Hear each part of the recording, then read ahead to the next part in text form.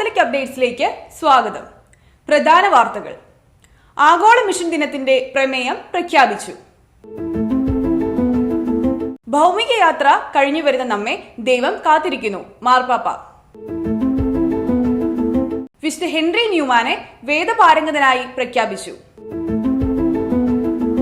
നൈജീരിയയിലെ ക്രൈസ്തവ കൂട്ടക്കൊലയ്ക്കെതിരെ Trump. Jemimah Rodriguez ക്രൈസ്തവ വിശ്വാസത്തിന്റെ നേർസാക്ഷ്യം. വാർത്തകൾ വിശദമായി. ആഗോള മിഷണറി ദിനത്തിന്റെ പ്രമേയം പ്രഖ്യാപിച്ചു. 2026 ആഗോള മിഷൻ ദിനത്തിന്റെ പ്രമേയം പ്രഖ്യാപിച്ചു.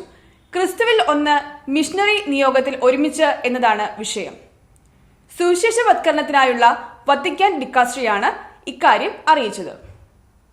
11ാം പിയൂസ് മാർപ്പാപ്പ സ്ഥാപിച്ച ആഗോള മിഷൻ ദിനത്തിന്റെ 100ാം വാർഷികമാണ് 2026 ആചരിക്കുന്നത്.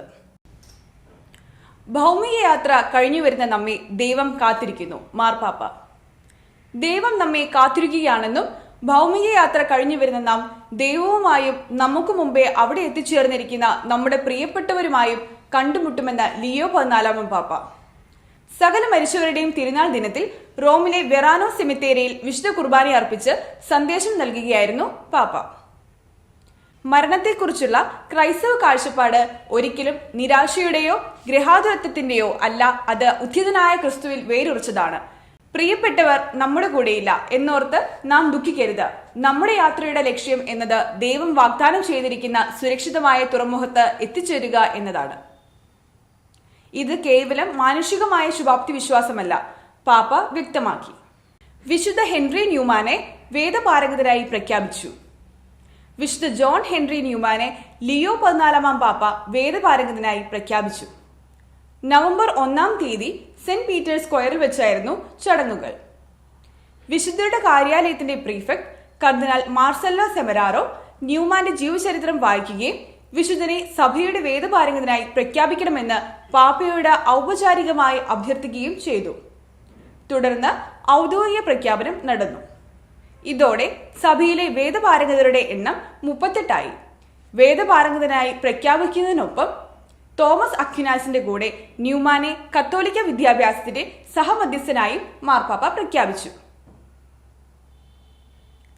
നൈജീരിയയിൽ ക്രൈസ്തവ കൂട്ടക്കൊലയ്ക്കെതിരെ ട്രംപ്. നൈജീരിയയിൽ വർഷങ്ങളായി നടന്നുകൊണ്ടിരിക്കുന്ന ക്രൈസ്തവ കൂട്ടക്കൊലയ്ക്കെതിരെ അമേരിക്കൻ പ്രസിഡന്റ് ഡൊണാൾഡ് ട്രംപ്. നൈജീരിയയ്ക്ക് കടുത്ത മുന്നറിയിപ്പാണ് ട്രംപ് നൽകിയിരിക്കുന്നത്. നൈജീരിയയിൽ ക്രൈസ്തവർക്കെതിരെ ആക്രമണങ്ങൾ തുടർന്നാൽ നൽകിക്കൊണ്ടിരിക്കുന്ന എല്ലാ സഹായങ്ങളും അമേരിക്ക ഉടനടി നിർത്തലാക്കുമെന്നാണ് ട്രംപിന്റെ മുന്നറിയിപ്പ്. ഇസ്ലാമിക തീവ്രവാദികളെ പൂർണ്ണമായും ഇല്ലാതാക്കാൻ നൈജീരിയയിൽ നേരിട്ടുള്ള സൈനിക നടപടികൾ സ്വീകരിക്കണമെന്നും അദ്ദേഹം ആവശ്യപ്പെട്ടു. നൈജീരിയയിൽ നടന്നുകൊണ്ടിരിക്കുന്ന ക്രൈസ്തവ കൂട്ടക്കൊലയ്ക്കെതിരെ ഭൂരിപക്ഷ ലോക നേതാക്കളും നിശബ്ദത പാലിച്ചുകൊണ്ടിരിക്കുന്ന അവസരത്തിലാണ് ട്രംപിന്റെ ധീരമായ ശബ്ദം മുഴങ്ങിയിരിക്കുന്നത് എന്നത് ഏറെ ആശ്വാസകരമാണ്. ഇനി ഒരു വൈറൽ വാർത്തയിലേക്ക്. സോഷ്യൽ മീഡിയയിൽ ഇപ്പോൾ നിറഞ്ഞു നിൽക്കുന്നത് ലോകകപ്പ് ക്രിക്കറ്റ് സെമി ഫൈനൽ മത്സരത്തിൽ ഓസ്ട്രേലിയക്കെതിരെ റെക്കോർഡ് വിജയത്തിലേക്ക് ഇന്ത്യയെ നയിച്ച ജെമീമ റോഡ്രിഗസ് ആണ്. വനിതാ ഏകദിന ചരിത്രത്തിലെ ഏറ്റവും ഉയർന്ന വിജയകരമായ റൺ വേട്ട നടത്തിയ ഈ 25-കാരി തന്റെ നേട്ടങ്ങൾക്കെല്ലാം ക്രിസ്തുവിന് നന്ദി പറയുന്ന രംഗം അത്ഭുതകരമായ വിശ്വാസ സാക്ഷ്യത്തിന്റെ തെളിവാണ്. ഗാലറിയിലും ടെലിവിഷൻ ചാനലുകളിലും കാഴ്ചക്കാരായിട്ടുള്ള കോടിക്കണക്കിന് ആളുകളെ സാക്ഷിയാക്കി ജെമീമ പറഞ്ഞത് ഇതായിരുന്നു: ആദ്യമായി ഞാൻ യേശുവിന് നന്ദി പറയുന്നു, കാരണം എനിക്ക് ഇത് സ്വന്തമായി ചെയ്യാൻ കഴിയില്ലായിരുന്നു. ഇന്ന് അവിടുന്ന് എന്നെ നയിച്ചുവെന്ന് എനിക്കറിയാം. കർത്താവ് നിങ്ങൾക്ക് വേണ്ടി യുദ്ധം ചെയ്തുകൊള്ളും, നിങ്ങൾ ശാന്തരായിരുന്നാൽ മതി എന്ന പുറപ്പാട് 14:14 വചനം താൻ കളിക്കിടയിൽ ഉദ്ധരിക്കാറുണ്ടായിരുന്നുവെന്നും തനിക്ക് വേണ്ടി കർത്താവ് പോരാടിയെന്നും ജെമീമ വ്യക്തമാക്കി. കാത്തലിക് അപ്ഡേറ്റ്സ് ഇനി അടുത്ത വെള്ളിയാഴ്ച. നന്ദി.